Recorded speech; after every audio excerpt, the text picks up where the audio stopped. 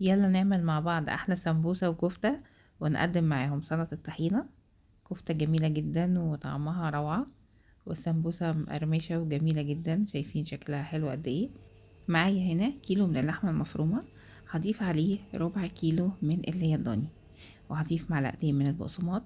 هضيف كمان ملح وفلفل وسبع بهارات وهي المطحون، معلقة من البيكنج باودر. وبالنسبة للبصل، بصلتين مفرومين ناعم، هعصرهم كويس قوي، وهضيف البصل وهسيب المية على جنب. هقول لكم هعمل بيها ايه.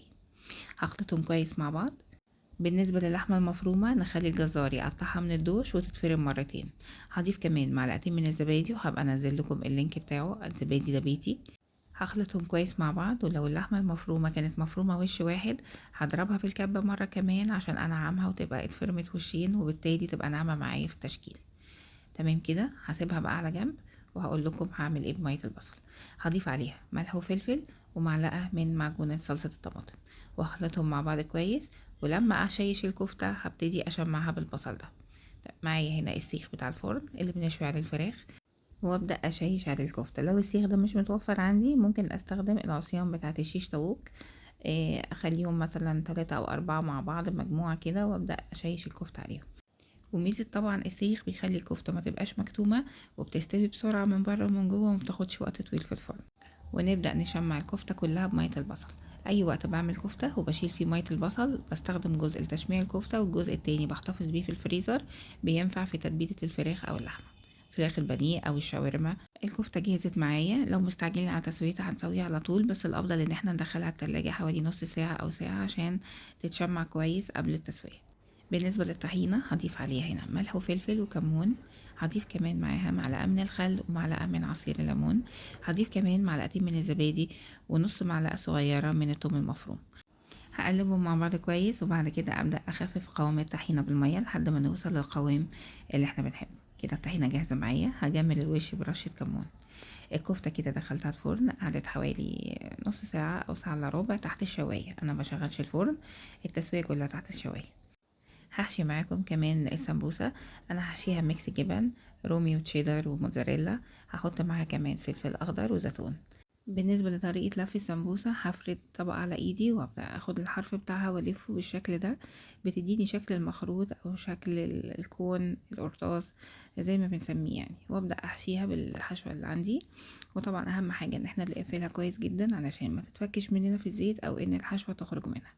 كمان هضغط الحشوة فيها كويس جدا عشان تبقى مليانة، وفي نفس الوقت ما يبقاش فيها فراغ وتبقى مبططة كده شكلها مش حلو. ممكن كمان نحشيها لحمة مفرومة معصجة، أو شاورمة لحمة أو شاورمة فراخ. ممكن كمان نضيف لها سجق أو بسطرمة. الحشوة طبعا بتبقى اختيارية حسب الحاجات اللي احنا بنحبها.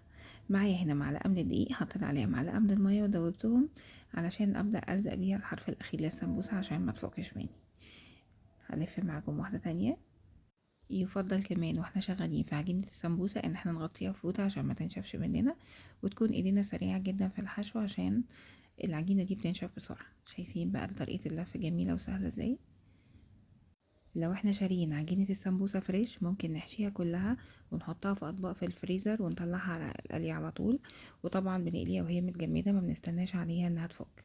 وممكن طبعا نحتفظ بيها زي ما هي من غير حشو، ونخرجها قبل الحشو بنص ساعة لحد ما تفك كل الطبقات بتاعتها ونبدأ نحشيها. لكن الافضل طبعا ان احنا نحتفظ بيها في الفريزر محشية، ونخرجها على الاستخدام على طول. بتنفع جدا في العزومات وفي اي وقت زنقة مش عارفين نعمل للولاد اكل ايه، بتبقى جميلة وسهلة.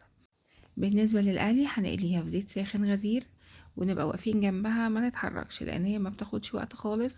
مجرد ثواني ونلاقيها احمرت واخدت اللون الذهبي الجميل.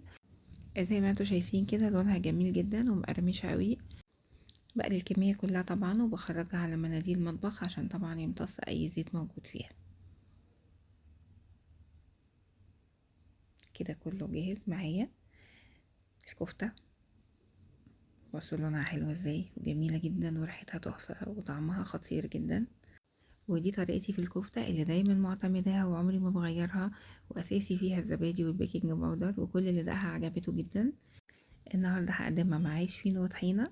هحط طبقة من الطحينة وافردها كويس قوي، واضيف عليها الكفتة. زي ما انتوا شايفين كده، بصوا جميلة قد ايه، تحفة وجوسي جدا وطرية ومش مكتومة، وريحتها وطعمها خطير جدا. هضيف كمان على الكفتة معلقة طحينة.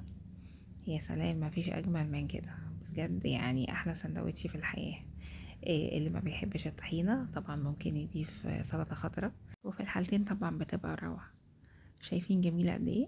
يا قدمت معاها كمان السمبوسة متحمرة قوي ومقرمشة وطعمها خطير. اتمنى الفيديو يكون عجبكم، واللي عجبه ما ينساش يعمل لايك وشير، واللي اول مرة يشوفني انا شيري امام، دمتم بصحة وهنا.